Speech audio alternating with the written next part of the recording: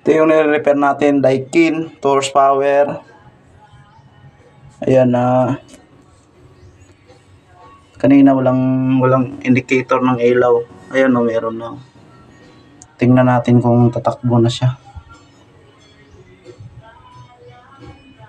Yan. Antay lang natin yung 3 minutes. Pag umikot yung pan, patayin kagad natin kasi hindi nakakasalpak yung heatsink. Iinit yung IPM yan. Yan yung indicator.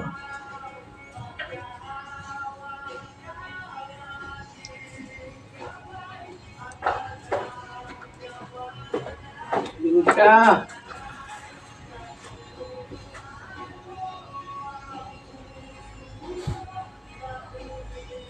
Yun.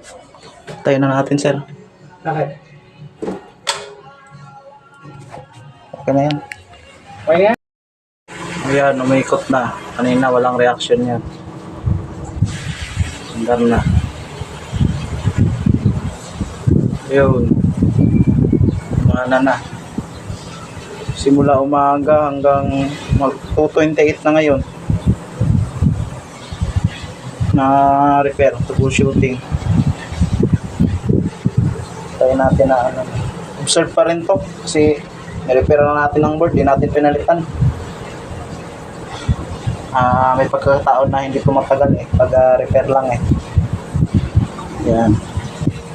Ayun, lakas na nang ikot ng pan Tingnan natin yung loob.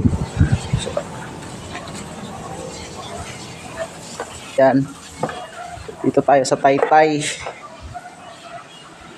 Ayan yung indoor.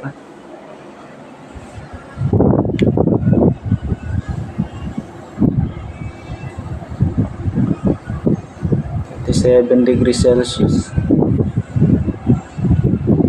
tayo natin na bumirik yung compressor. Yun, 26. Bumaba na ng bumaba. Okay na yan. Basta ganyan. Ayan.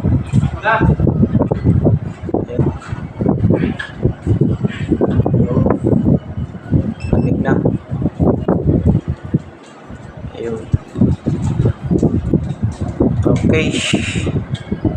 Ayan, malamig na po yung ginawa nating aircon. Sira yung power supply. Ayan. Okay na. Ayan, kung may magpagawa ng aircon kabisado namin yung aircon message na lang po kayo sa amin.